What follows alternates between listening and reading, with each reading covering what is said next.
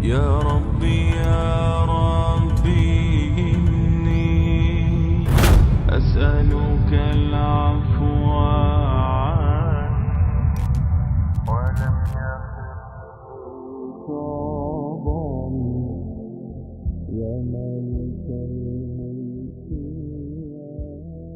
The famous question posed by many people nowadays is that can science prove God? And what they really mean by that is, can science discover God? For understanding this, we need to distinguish the difference between proof and discovery. To prove means to establish a fact or a truth by evidence or argument.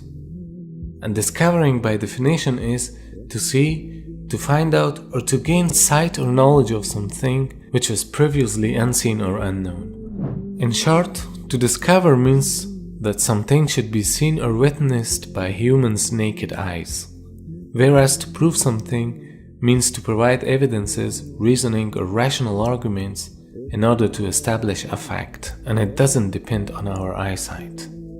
However, science can always discover the signature of God in nature, which means science can always prove the existence of God through evidences.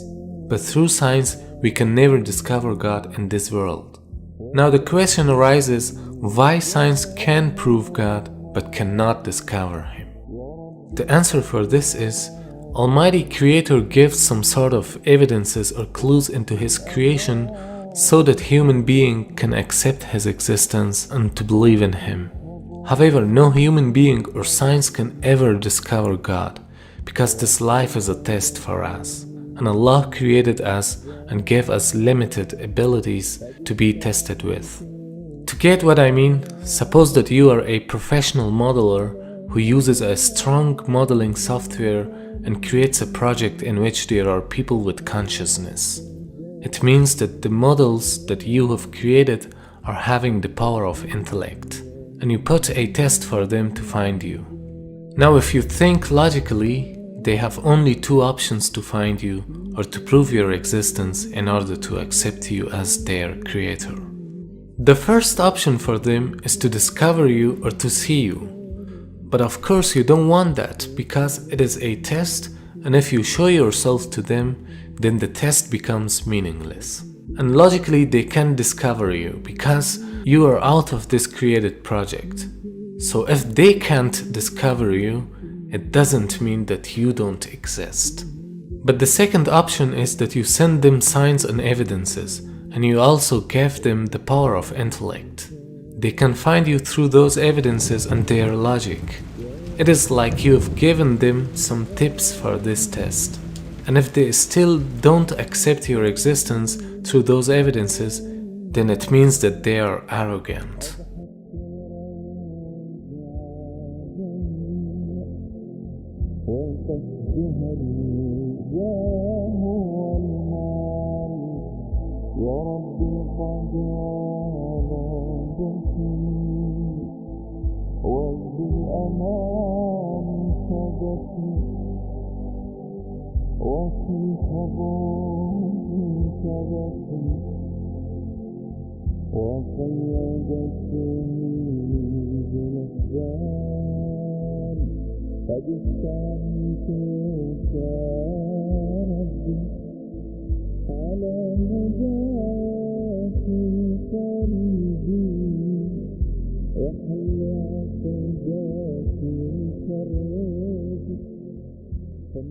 Now think of yourself, you, your project, the world in which you live, and the entire universe are all created by a superior being. Don't you think that you are made in a mega computer? Actually, not a computer, but in a mega creation box?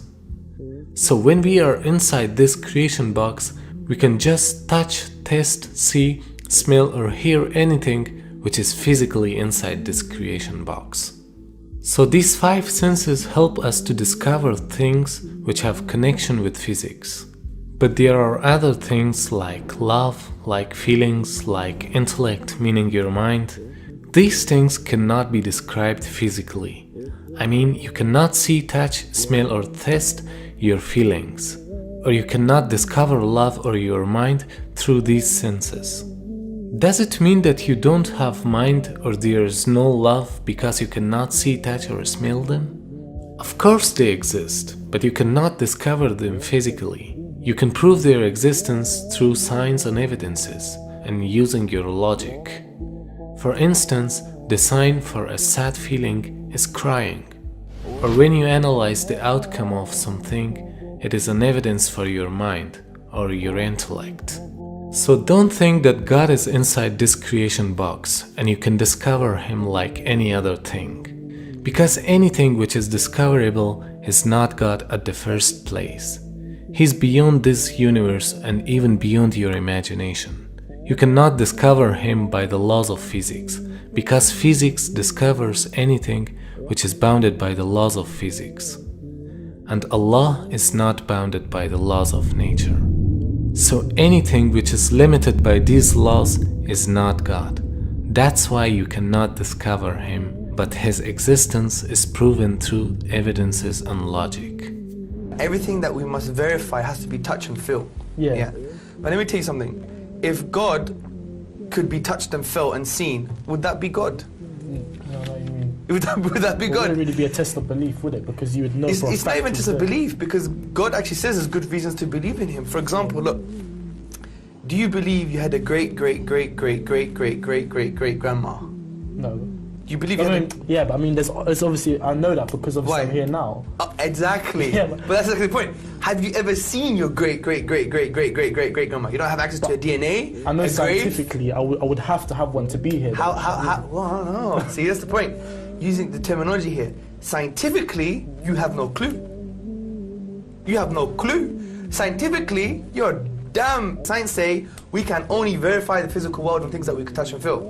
This is a non-verifiable thing. Yeah. The only way you know you got a great grandma is because you're here. You've made a logical, rational decision. Not based on the physical world, based on necessity.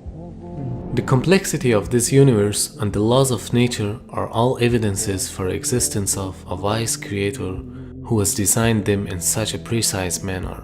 So if you don't see Him, it doesn't mean that He doesn't exist. The universe actually may have a purpose, and some physicists are now suggesting it does have a purpose.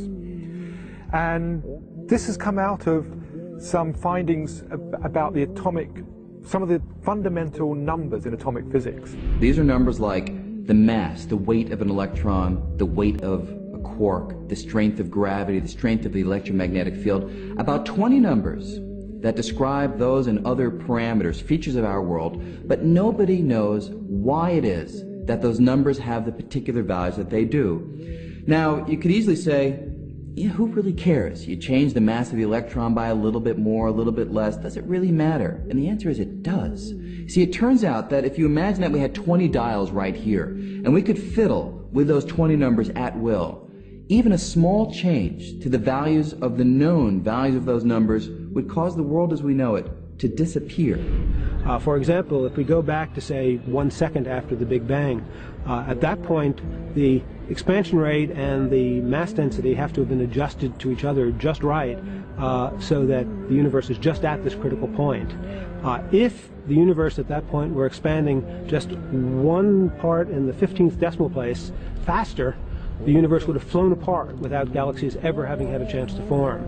On the other hand, if the expansion rate were just a little slower than what we think by one change of 1 in the 15th decimal place, then the universe would in fact have expanded to a maximum size and collapsed. We would never have even reached the time in the universe at which we're living. A natural question that many people ask when confronted with this is, who designed it so that they all fit together so perfectly to give rise to our world? Is it merely an accident?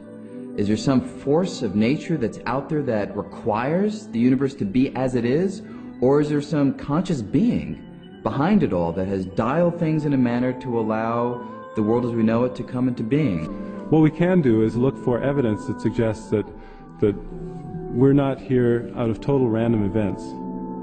And to me, the arrangement, the special balancing of the fundamental constants, the fundamental forces of nature, tells me that there is a being there that has put this package together, which has constructed this universe, someone outside the universe that was thinking about us and put it together for our benefit. Allah subhanahu wa ta'ala is great and majestic. He preserves himself in a majestic way that befits him. He doesn't want to reveal himself to the world except by his power and knowledge. And Allah created us in a way that we are not capable to see him in this world. But this will be the greatest reward of the people in Jannah to see their Creator. We must consider that we are being tested in this world by believing in God without seeing him. They will not change me. They will not break me. Oh, I will be stronger.